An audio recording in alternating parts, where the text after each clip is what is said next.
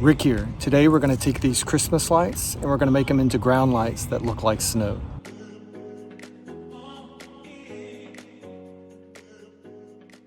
Maybe you live in a cold climate where you get snow and you're thinking, wow, this guy's crazy. Why is he going to make lights look like snow? I lived in Wisconsin and upstate New York for a while, and so I enjoy the look of snow on the ground with Christmas lights. I think it's a really beautiful part of Christmas lights and reminds you that it's the holiday season.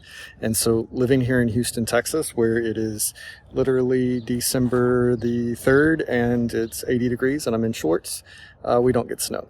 And so I like to replicate the look of snow on the ground with just some common Christmas lights. I'm using standard Christmas lights. In this case, these are GE LED lights. You may see them as sparkle lights. I've seen them in a few different places.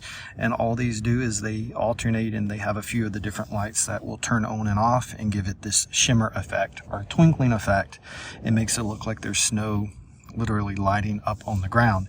Now, if you can't find these twinkly lights, just standard LEDs that stay on will be perfectly fine. It's just not going to have that twinkle and sparkle, but it's still going to look like snow on the ground. Now, the process is actually super easy. You're just going to take your lights and you're going to lay them in strands across the ground.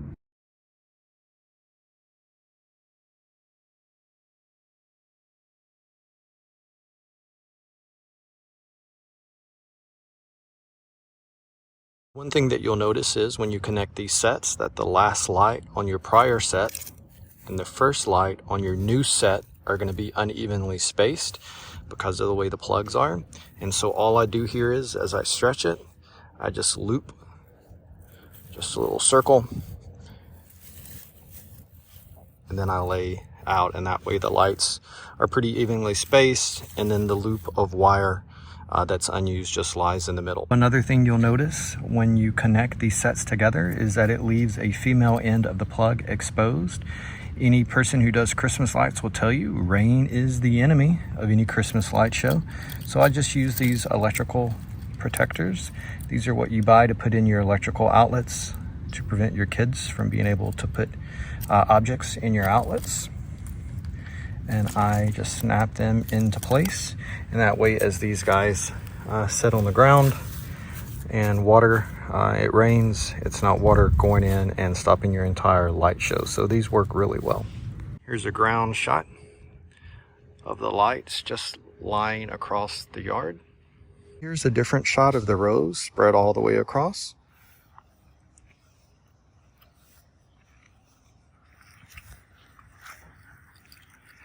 You'll see that there's waves in these. You don't want these strung straight across in a line because that's going to look like you've just strung lights straight across. It's not going to look right. So when you have this wave in the rows, it'll give you a really nice, cool effect.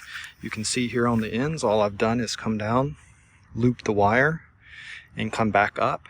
I do try to be consistent in terms of the spread of the rows so that it's approximately the same, but you'll do this very easily when you lay them down. You're not going to hurt the lights by walking on them. You can see me going back and forth here. The cushion in the grass allows the lights to sink down into the grass when you walk across them. See here, my last light ends here, and I don't need any more down that front because of the spacing, but I do have a gap down here. What I'll do in this instance is I'll come to where the gap is, and I will plug a third strand into these two that are already connected, and then I will just lay my wire here to complete this gap.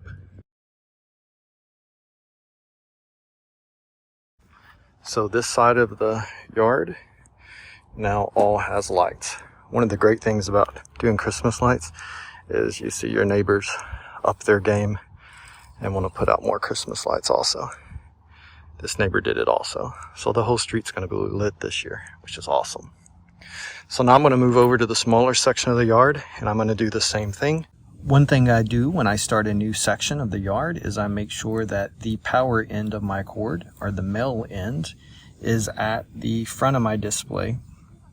By having the male end here near my power supply, it makes it super simple for me to connect into my electrical connections. You can see here mine go all the way up, and all of my electrical connections terminate there.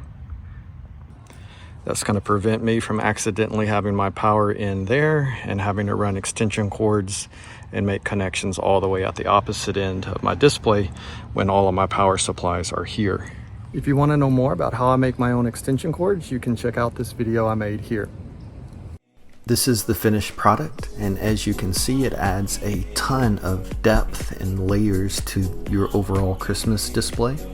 This is something that you don't see in a lot of displays, so it always wows people. It has a really big impact, and it's just simple LED lights strung across a yard, giving the impact and the effect of snow twinkling on the ground. You can do this yourself.